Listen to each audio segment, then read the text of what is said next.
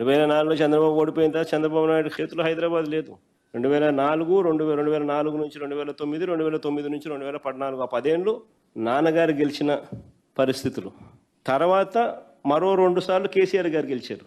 అంటే దాని అర్థం ఏకంగా 20 సంవత్సరాల పాటు చంద్రబాబు నాయుడు గారికి హైదరాబాద్కి ఎటువంటి సంబంధం లేదు. అయినా కూడా ఈ 20 ఏళ్లలో జరిగిన అభివృద్ధి అంతా అయింది అంటాడు చంద్రబాబు నాయుడు బిల్డప్. నిజంగా ఆశ్చర్యం చెప్తాను, కొన్ని విషయాలు చెప్తా.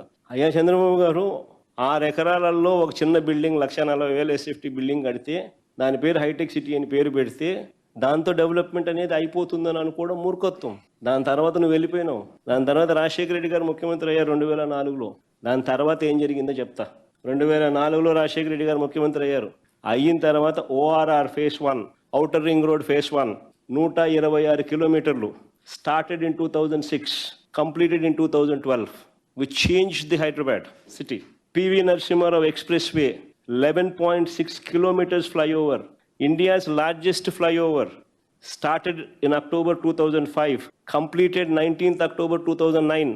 GMR International Airport started March 2005, completed 23rd March 2008.